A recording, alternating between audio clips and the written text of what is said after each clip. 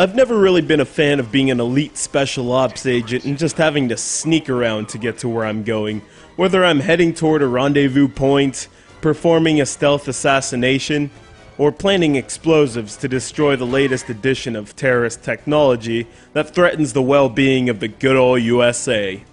But even I, who has the most discerning of video game taste, have the ability to change my mind if the game delivers.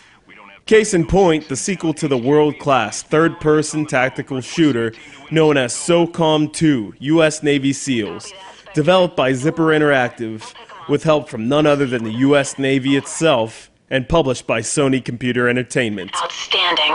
The intel the informant provided should prove useful in locating and destroying the Syndicate's weapon shipments.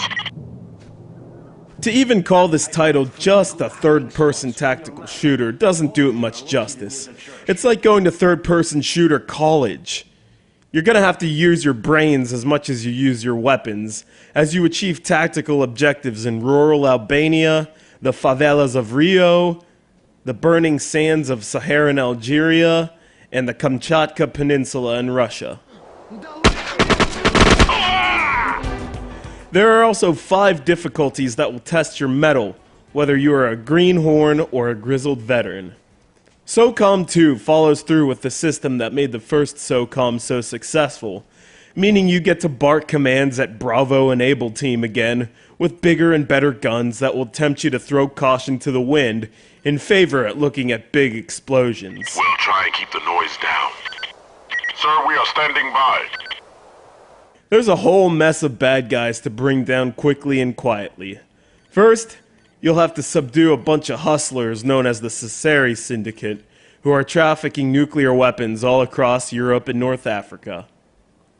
Most of all, you'll be expected to remain stealthy and quiet as you infiltrate your enemy's territory with your squad mates, meaning that if you're going to complete a mission like a boss, you will have to spend a considerable amount of time analyzing your environment, subdue your enemies quickly, and make sure you don't leave a trace of your presence should other guards come along and discover a dead body, putting them on high alert.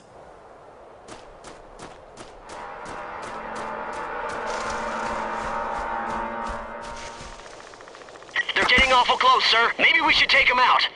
As a novice to the tactical shooting genre, I would suggest to beginners that you give stealth a try, but you can still be seen easily if you don't understand the controls. Still, it doesn't mean you can't complete a mission without banging some heads. That's what all your fancy schmancy weapons are for, right? If it comes down to it and you're put on high alert, blast your way to your objective. Even better, you can command your squad to do it for you. Some missions will require you to take hostages that are powerful leaders of a crime syndicate, which will make your enemies toss their weapons aside, knowing that they've been defeated. At the end of the mission, you'll be judged on your stealth, accuracy, teamwork, and objective completion, and earn a letter grade. So, expect to play over and over again if you're new to the series. SOCOM 2 is probably more known for its broadband capability, and the reason why so many gamers were barking commands into USB headsets to their mates or people that they have never met in their lives in another continent.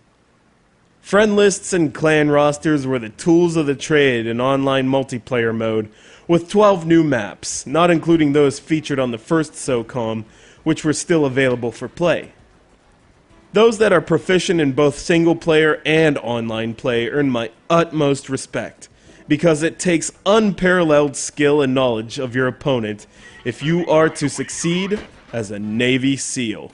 Dismissed!